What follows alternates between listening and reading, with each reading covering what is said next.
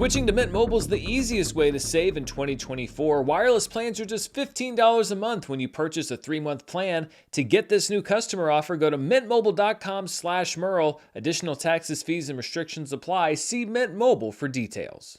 Hello everybody and welcome to another edition of Charts with Dan. We don't have doom and gloom to talk about this week because we had the first big box office opening weekend of the year with Dune Part 2, and we're going to cover it wall to wall, and let's get started doing that right now. This is the box office top 5 for this past weekend, March 1st through the 3rd, 2024, which saw Dune Part 2 opening at number 1 with $82.5 million. It was one of those weekends where the estimates were a little bit lower when the weekend started, but they kept on going up and up and up as the weekend went on. The final totals were even bigger than the revised estimates, which means that people were excited about this movie, that audiences were good, that premium screens were flowing, all of the great stuff that we needed Dune Part 2 to do this past weekend in order to put some real juice in the box office, some spice, if you will. That has been done. So I think it's mission accomplished for week 1 of Dune Part 2. In second place was Bob Marley One Love, which dropped 44.8% in its third week with a $7.4 million total and a domestic total of $82.7 million, just ahead of Dune Part 2 for literally today and no other day this year. Ordinary Angels stays in third place at $3.8 million and a $12.5 million total. Then we have The Chosen Season 4, episodes 7 and 8 in fourth place at $3.2 million. It opened earlier in the week, so its domestic total is just over $4 million. And then Madam Web in fifth place drops 46.5% in week 3, a $3.1 million total, and a domestic total now of just over $40 million. We will look at the rest of the top 10 in just a second, but let's jump into Dune right now and where it stands in 2024, where it stands as far as the careers of so many of the creatives involved. First of all, Dune Part 2 was easily the biggest 3-day opening weekend of the year, nearly triple what Bob Marley One Love brought in its opening weekend, despite the fact that that movie did open on a Wednesday, so it would have had a bigger opening if it had been a Friday through Sunday opener. But still, $82.5 million in first place versus $28.6 million for Bob Marley One Love in second place, which was really just ahead of Mean Girls, which opened at $28.635. There's like $25,000 separating those two films. Argyle in fourth place at $17.4 million, and The Beekeeper in fifth place at $16.5 million. This is the biggest opening weekend in Denis Villeneuve's career, $82.5 million, double what Dune opened to back in 2021. This is the power of not releasing your movies on a streaming service at the same time you put them out in theaters. So a career high water mark for Denis Villeneuve. Blade Runner 2049 down there at number 3, Arrival at number 4, and Prisoners at number 5. And when you look at these movies, these are Denis Villeneuve's 5 films that opened initially in wide release. So wide release from week 1, and it's like a step. It's like a stair step from 2013 to 16 to 17 to 21 to 24. Each movie opening bigger than the last one. This is what I love about watching the progression of a filmmaker, not just creatively, but also at the box office, because audiences are going to see Denis Villeneuve's films progressively in bigger and bigger numbers, and that's because he's escalating what he does as he goes. This was also the highest opening weekend for star Timothée Chalamet at $82.5 million. He had a small supporting role in Interstellar, which is now in second place at $47.5 million. Then we have the first Dune back in 2021, Wonka back in December, now fourth place at just over $39 million, and 2019's Little Women in fifth place at $16.7 million in its opening weekend. Looking at the top 10 March openings domestically, Dune comes in at number 8, just behind Logan in 2017 and ahead of Oz the Great and Powerful back in 2013. So not one of the top 5 opening weekends for March, but one of the top 10. And considering where we are in the theatrical exhibition industry, and also considering, by the way, that Dune isn't exactly your typical mainstream blockbuster. This is very deep, hard sci-fi. So I think that the fact that you have an audience this size coming out to see this movie is pretty impressive. Looking at where the movie ranks in the careers of so many of the people involved, as I mentioned, Denis Villeneuve and Timothée Chalamet just got their biggest domestic opening of all time, as did Rebecca Ferguson, Austin Butler, and Florence Pugh. Dune Part 2 ended up coming in just ahead of Oppenheimer, but they had nearly identical opening weekend numbers. And again, I think that's very fitting. You have Christopher Nolan, you have Denis Villeneuve. They're both advertising their films as big, premium, theater, get the big screen experiences, and then when they come out, they have nearly identical opening weekends. Although I would argue that Oppenheimer's R rating makes the fact that he was able to get as many people out to the theaters arguably the more impressive achievement, but still, interesting that these two movies, which are similar in so many different ways as far as exhibition, would open to almost exactly the same number. And also of interest is IMAX CEO Rich Gelfond's statement that Dune Part 2 was capped at their theaters basically because they ran out of seats, because they sold all of the IMAX seats that they had. This, combined with the similarity of Oppenheimer's opening, makes you wonder if there is an upper limit to how much money a movie can make specifically from IMAX theaters in one weekend. It was reported that about 23% of Dune's opening weekend gross was from IMAX ticket sales. I don't think that anybody's going to be building any new theaters in this marketplace, but this is something also to keep an eye on as more movies are moving towards this premium experience. Is there an upper limit to how much a movie can make in 3 days just because there are only so many IMAX seats in theaters around the country, and because there are going to be people that say, well, if I can't see it in IMAX, I'm not going to go on opening weekend, I'm just going to wait and see it later.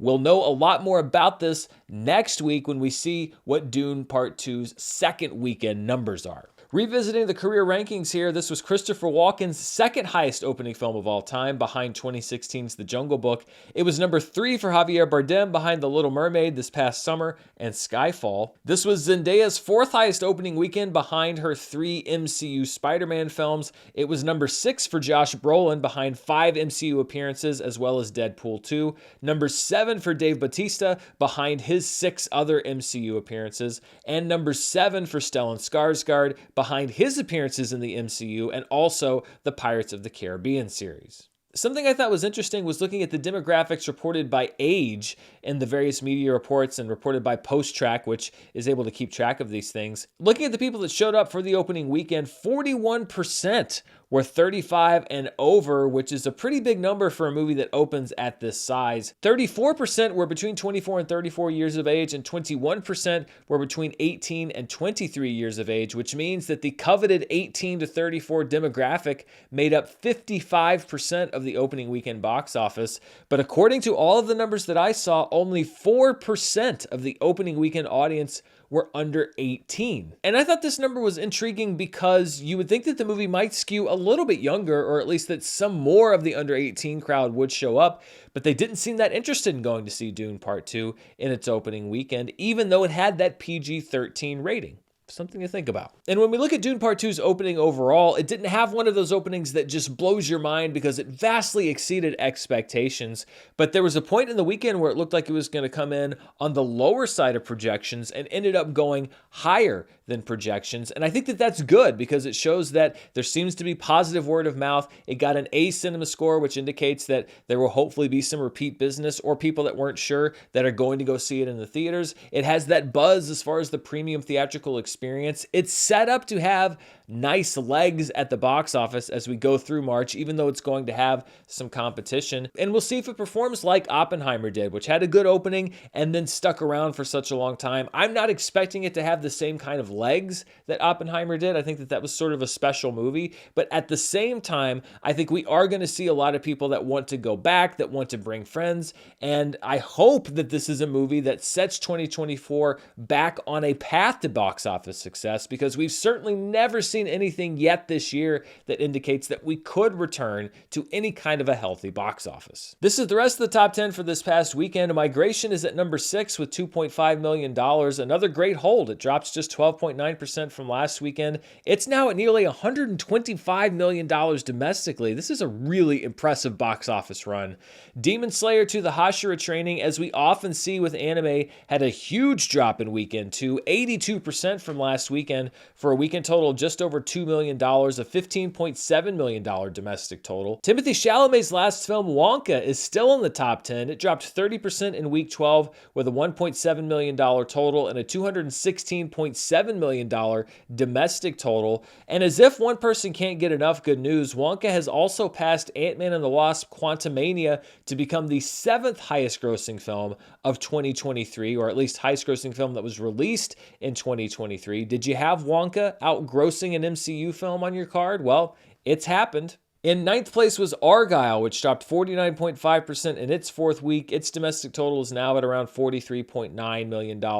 And then The Beekeeper sticks around the top 10 for another week. In its eighth week of release, it brings in about $1.1 million for a domestic total just under $65 million. Dropping out of the top 10 this past weekend, we had The Chosen Season 4, Episodes 4 through 6, which has a limited 2-week release as the other Chosen episodes in theaters do, and Drive Away Dolls, which had a very disappointing opening last week and only sticks around the top 10 for 1 week. Looking at the most theaters lost for the weekend of March 1st, Lisa Frankenstein loses over 1,000 theaters after leading this list the previous weekend. It's now only in 294 theaters nationwide. This almost seems personal. This is like vindictive how quickly theaters are dropping Lisa Frankenstein out of theaters.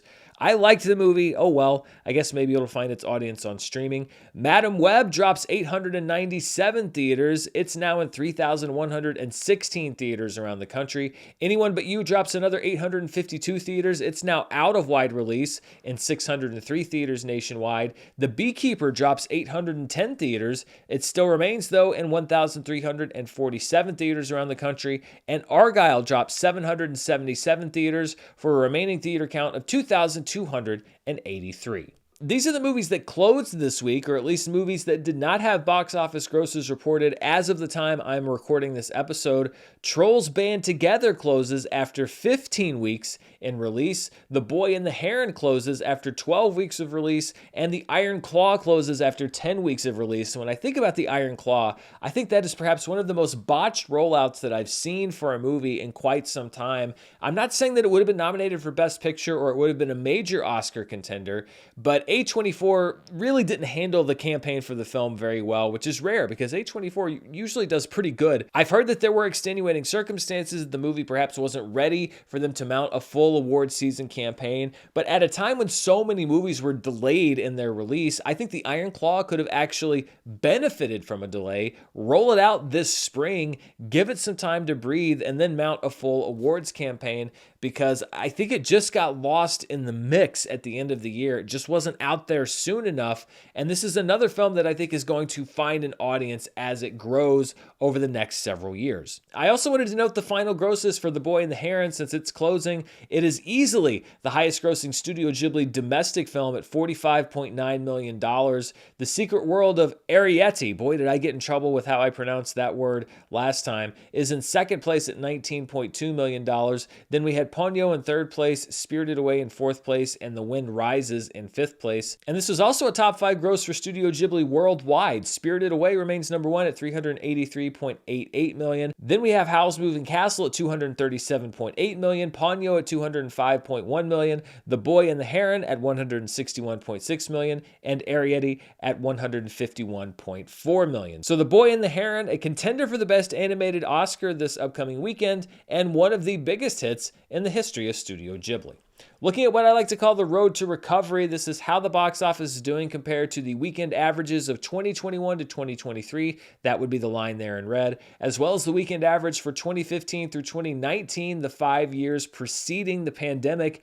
And you can see by that dotted black line there that we are still right about where we've been as far as average box office since theaters started reopening. We're a little bit above the peak for 2021 through 2023, but well below where we were pre-pandemic. The highest performing film for that 2015 through 2019 window was that March opening of Logan, and the highest performing film for 2021 through 2023 was the opening of The Batman, which opened higher than Dune Part 2 on this weekend 2 years ago. Let's take a look outside of the domestic marketplace to the top 5 films internationally. Dune Part 2 has a $100 million global opening this past weekend. This is actually the Chinese poster that you're seeing here on screen. It doesn't open in China until this upcoming weekend, but I just like the way that poster looks, so I threw it in there. The Korean film Exuma is in second place. It's about a family who exhumes the grave of a family member with terrifying consequences. This is reportedly a massive hit in South Korea. It outdrew Dune by a significant margin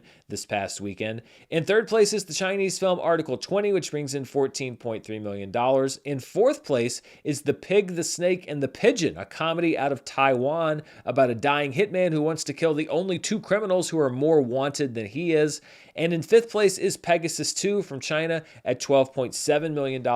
When you take those international grosses, you combine them with our domestic grosses, we get our top 5 films worldwide, and Dune dominated the worldwide box office, a $182.5 million weekend debut, a great start for the movie, and we'll see how it does as it continues its rollout here in the US and also opens in markets like China coming up. Exuma had a 22.6% increase in business from last week at $20.5 million, followed by Bob Marley One Love, which drops 43% at $16.2 million at the global box office. Then we have a 63.2% drop for Article 20 at $14.4 million, and a new entry in The Pig, the Snake, and the Pigeon at $13.3 million. And when we look at worldwide debuts for movies out of Hollywood, so from the North American market, you can see that Dune Part 2 also easily had the best opening around the world. That $182.5 million opening easily eclipses Bob Marley One Love, which opened to $57.6 million last month, The Beekeeper, which opened to $37.7 million back in January, as well as Mean Girls, which opened to $35.1 million the same weekend back in January, and then Argyle back in early February, which opened to a worldwide total of $34.7 million. Something new that we've been doing here on the show this year is the Mint Mobile Hotline, where you get a chance to call in and ask your questions. So we've got a few great questions lined up for this week, but I wanted to make one note before we jump into those questions, which is that this will unfortunately be the last Mint Mobile Hotline planned for this year. I'm actually bummed about it because I've loved incorporating this into the show. It's been such a fun way to get your questions, and I may just keep the hotline around for people to call in. To be 100% honest, we had a deal to do this for the entire year, and I was super excited to do it, but Mint Mobile decided not to continue past this week with the Mint Mobile Hotline. I didn't know that was a possibility, but it happened, so it's just one of those things. You roll with it, and I'm super lucky to have sponsors that want to be part of the channel. I never bring on a sponsor that isn't excited to be here with me and that I'm not excited to talk about here. But when we look at the trajectory of this channel, I think something that's equally as important as sponsorships is growth, and it's something that I'm really trying to focus on this year, getting the channel out in front of more people, getting the views up, because the more people that are watching, the more support the channel gets, the easier it is for me to sort of self-sustain a lot of things. And so this is the one place where I would ask for your help. I have a lot of people that call into the hotline and a lot of people that ask the question that say, Dan, why doesn't your stuff get more views? That's a great question. I don't know. I'm trying to do my best as far as growing it from my end, but I could always use the help on your end. And that would mean subscribing to the channel, commenting and liking, sharing the video, telling your friends, hitting the bell so that you know when I upload stuff. I know that everybody says these things, but the reason they do is because it is such an important part of making sure that the channel continues to grow and thrive. So I am super excited to jump into the Mint Mobile Hotline and answer your questions, and I wish that we could be answering them throughout the rest of the year. But for people that always say, hey, how can we help, or what could we do to help support you? Really just spreading the word about this channel is such a huge help, because it helps to keep us growing in multiple different ways. So let's jump into the Mint Mobile Hotline this week, and our first question is from Alex in Albuquerque, New Mexico. Hey Dan, this is Alex from Albuquerque. Quick question, with the Oscars coming up, I thought I had a good one. Before Barbie and Oppenheimer, have there been any other films released on the same day that both end up being nominated for Best Picture? Quick Google search for me didn't really turn anything up, so I thought you might know. Anyways, thanks. Big fan. Thanks, Alex. That's a fantastic question, and I didn't have time to sit down and do the full fine-tooth comb research of this, but a few examples that I found. For example, this year, American Fiction and the Zone of Interest received limited releases on the same date. Back in 2019, Little Women and 1917 came out the same day, although Little Women was in wide release and 1917 was in limited release. As far as two Best Picture nominees that received a wide theatrical release on the same day, the earliest example that I could find, and it's possible that I overlooked it, was back in 2012 when Django Unchained and Les Miserables both opened on Christmas Day, and I suspect that you'd have to go back even farther to find two Best Picture nominees that opened on the same day, not in the Christmas or end of the year window. But yeah, Django Unchained and Les Miserables were the last two that I could find that both opened in wide release on the same day. Our next question is from Cameron up in our neighbors to the north, Canada. Hi Dan, this is Cameron from Surrey, BC, near Vancouver. In a recent video, you discussed some editors of note and some directors that had long-standing working relationships. It occurred to me that I do not know where the editor's responsibilities and roles overlap with the director very well. Can you clarify these roles, and are they more separate or more integrated than I've been imagining? Thanks so much for that question, Cameron. And this is something that a lot of people are curious about because it is a bit nebulous sometimes where the lines blur between different roles, and especially with editors. A lot of people I found aren't exactly sure what an editor's function is, and the relationship between a director and an editor is such a critically important relationship, and it's different for every director and every editor. There are some directors who like to have the footage go to their editor, have the editor put together, a rough cut, an assembly cut, as it's often called, so that while the director's shooting, the editor's putting stuff together, and then when the director's done shooting, they will go and sit in the editing room, look at this assembly cut, and start to fine-tune things. There are some directors who don't want to do that. They want to sit with the editor and pick every single take, every single shot from the beginning. They don't want a frame of the film edited without them. And that just comes down to personal preference. The common denominator, though, is that the director and the editor generally work in lockstep, hand in hand. And other than being on set, the place where the director spends his most time is with the editor in the editing room, or at least 99% of directors, because it is so critical to make sure that the editing on a movie is right. You can get the best Oscar-winning performance in the world on set, but if you don't have a good editor, if you miss that moment or you miss that performance or you miss the beat or the tone or whatever of the scene, then it doesn't matter. If that never makes it into the movie, it doesn't matter what you shot. There was a time when editing was considered almost secretarial work. That's why so many women pioneered the world of cinema editing, because they were just given the footage and told, well, just put this together. The director's job is to go on set and make it. The art of cinema editing has grown as the medium has grown, and that editor-director relationship is so important. And if it's a bad relationship, or if the studio gets involved, then that's usually when you see a movie that nobody's happy with. I'll probably do one more of these segments on another show this week, but for my last Mint Mobile Hotline question here on Charts with Dan, I wanted to pick something that I thought was critically important, something that really challenged me and challenged my insights into film and the film world, and perhaps challenges you at home with the depth and the intensity of this question. So without further ado, I want to turn it over to Steven from Indiana. Hey, Dan, this is Steven from Indiana.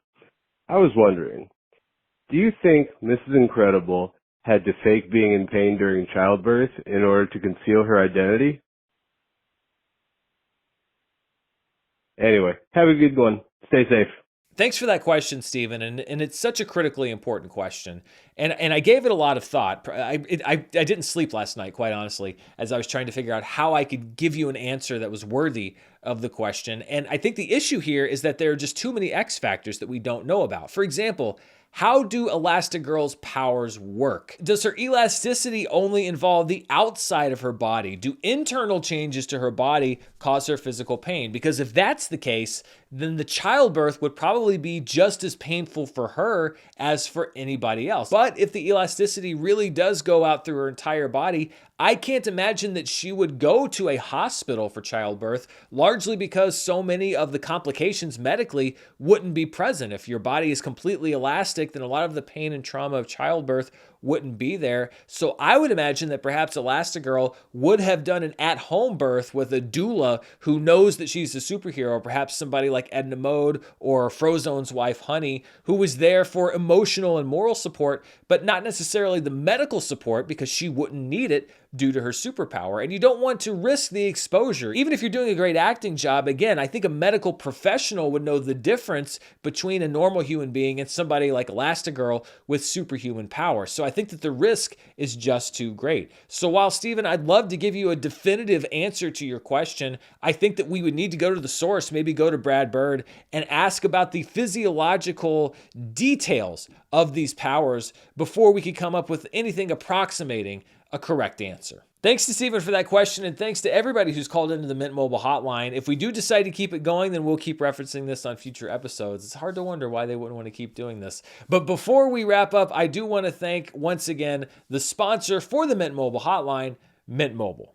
Hollywood just got a big infusion of cash with Dune's big opening, but why should those big wigs have all the fun? It's time to put more cash in your pocket with Mint Mobile, where you can get a mobile plan for just $15 a month right now when you sign up for a 3-month plan. That's right, you can get any 3-month Mint Mobile plan for just $15 a month. Think about how much money you could be saving every month at Mint Mobile. You could get those premium Dune IMAX seats with the X-rated popcorn bucket and a little money left over. Plus at Mint Mobile, all plans come with unlimited talk and text, plus high-speed data delivered on the nation's largest 5G network. At Mint, you can choose from 3, 6, or 12-month plans, and they give you the best rate for you and your family. And at Mint, families start at just 2 lines. Plus, you can use your own number and your existing phone. To get this new customer offer and your new 3-month unlimited wireless plan for just $15 a month, go to mintmobile.com/Murrell. That's mintmobile.com/Murrell.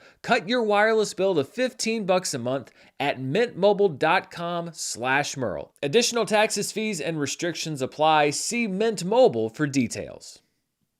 All right, let's look at some more of the charts from this past weekend, and we'll look first of all at the per theater averages. Problemista in just 5 theaters posts an impressive $28,187 per theater. This is from A24 and first-time writer-director and also star of the movie, Julio Torres. This is one of the first movies I remember getting delayed by the strike. It premiered almost a year ago back at South by Southwest. Dune Part 2 puts up the second best per theater average of the weekend at $20,267 in 4,071 theaters. Then playing in 2 theaters, we have Shada, an Australian film about a mother and her daughter that premiered at last year's Sundance Film Festival and was released in Australia last year. $4,776 per theater in those 2 theaters. Then 2 holdovers from last week, About Dry Grasses, which brought in $3,167 in 6 theaters, and Nostalgia, the 4K restoration of Andrei Tarkovsky's film, which brought in $2,453 in 7 theaters. And it's about this time of year that we start tracking the top 5 in various categories. These are the top 5 2024 per theater averages through 2 months of the year. The Taste of Things right now has the top per theater average of the year at $43,350 back in early February, playing in 3 theaters. Then we have Problemista this past weekend at $28,187. Dune Part 2 at $20,267, which just edges out Sometimes I Think About Dying, which played in 2 theaters back in late January and debuted to $20,230 per theater. And then we have Perfect Days back in early February, playing in 6 theaters with $16,820 per theater. Looking at the top films in limited release this past weekend, Perfect Days is at number 1 there, playing in 271 theaters, bringing in $470,000. Then we have the 2024 Oscar shorts. A lot of people wanting to get some insight into their Oscar pools, bringing in $382,000 in 265 theaters. The Indian film Article 370 in an unknown number of theaters brings in $329,000 in its second week of release. The Zone of Interest, playing in 571 theaters, brings in just over $200,000, and The Taste of Things, playing in 165 theaters, brings in $196,000.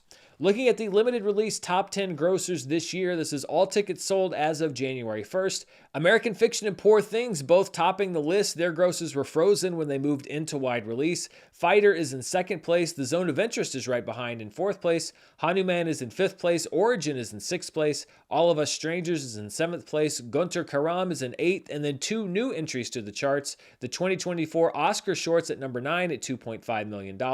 And Perfect Days at number 10 with $2.1 million.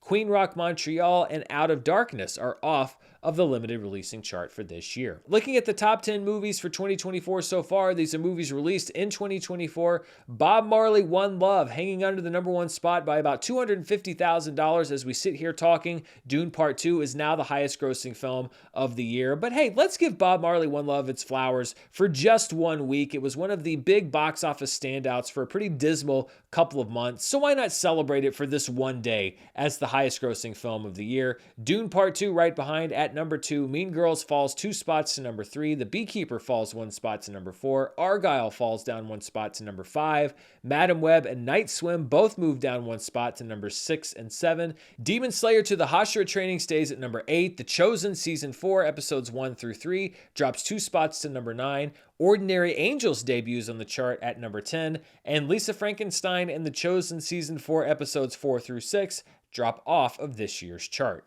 Looking at all tickets sold since January 1st, again, we have 2 movies here that are celebrating their last day at the top of the chart. Wonka at 83.6 million and Bob Marley One Love at 82.7 million. They have both now in real time been eclipsed by Dune Part 2. So we swapped a Chalamet for a Chalamet at the top of this chart. Mean Girls drops down 2 spots. Migration moves down 1 to number 5. The Beekeeper moves down to number 6. Anyone But You moves to number 7. Aquaman and the Lost Kingdom moves to number 8. Argyle moves to number 9. And Madam Web moves to number 10. Night Swim drops out of the 2024 domestic box office when we look at all tickets sold since the beginning of the year. These are the top 10 movies at the worldwide box office so far this year. YOLO's at number 1 at $479.2 million, followed by Pegasus 2 at $457.6 million. Article 20 is in third place at $318.8 million, and Boonie Bear's Time Twist is in fourth at $268.1 million. But Dune Part 2 is looking to break up that quartet of Chinese films at the top of the chart. It's already at number 5 at $182.5 million. The Beekeeper moves down to number 6. Bob Marley One Love moves to number 7. Mean Girls moves down to number 8. Argyle, still trying to get over that $100 million worldwide threshold, is in 9th place at $92.1 million. And Madam Web is at $91 million in 10th place. Before we go, I wanted to take a look at a weekend in box office history, and this actually seemed kind of fitting. We had Dune, about the rise of somebody who's called, perhaps in the next film, the Messiah, versus the movie that opened 20 years ago, which was The Passion of the Christ. Of course, this one based on an actual world religion. It opened to $83.8 million back in 2004, 20 years ago. It's hard to believe. But keep in mind that the movie opened on Ash Wednesday, so its total through its 3-day opening weekend was $125 million on its way to a $370.2 million domestic total. 51st Dates in its third week was in second place at $12.5 million on its way to a $120 million total. In third place was the Ashley Judd, Samuel L. Jackson, Andy Garcia film Twisted with $8.9 million. It would wind up at $25 million domestically. In fourth was Confessions of a Teenage Drama Queen starring Lindsay Lohan. This was her third film, her third Disney film, and her least successful film to that date. However, 2 months after this film came out, Lohan would make a much bigger splash in a movie that we celebrated already this year called Mean Girls. But Confessions of a Teenage Drama Queen was at $6.3 million in its second week. It finaled out around $29.3 million. Then rounding out the top 5 was Dirty Dancing, Havana Nights. Perhaps not the best idea for a sequel. $5.8 million and a $14 million total. Of course, given that this was 2 decades ago, we don't like to just leave that money sitting there. We like to adjust for inflation. And when we hit that inflation button, we see that The Passion of the Christ debuted to an adjusted total of $136.8 million, a $200 million total through its first week, and $600 million domestically. 51st Dates was at $20.5 million adjusted for inflation. Twisted opens to an adjusted total of $14.5 million on its way to a $41 million domestic final. Confessions of a Teenage Drama Queen's at $10.3 million adjusted and a $47.8 million adjusted domestic final total. And Dirty Dancing Havana Nights is at $9.4 million adjusted for inflation for a final adjusted total of just over $23 million. And that does it for our look at the box office for this past weekend. Coming up, we're trying to keep that momentum going with the second weekend of Dune Part 2, as well as the opening of Kung Fu Panda 4, the latest in Jack Black's animated series. We also have Imaginary, the latest film from Blumhouse, and don't sleep on Cabrini, which is opening this weekend. It's from Angel Studios, which has brought back its Pay It Forward system. It's also from the director of Sound of Freedom, which was, of course, a massive hit this past summer. And it's about Francesca Cabrini, the first American to be canonized as a saint by the Catholic Church. Early reviews are strong, and I think that we could see this have a somewhat surprising total at the box office this weekend. So if we can keep all things on track, then maybe we will start an actual recovery for 2024, because these first 2 months have pretty much been a wash. Thank you so much for watching my recap of the box office. Thanks to Mint Mobile, the sponsor of the Mint Mobile Hotline, and I appreciate you spending part of your day here. This is a big week because we are leading up to the Academy Awards. I've got my Oscar picks coming out later this week. Of course, I'll be watching the Oscars on Sunday night, and in the early hours of next Monday morning, I'll have my thoughts on the Academy Awards, and then we'll have Charts with Dan the next day, where we talk about all of these box office stories. So stay tuned right here. So much going on. Until next time, stay safe, and I'll see you then. Bye.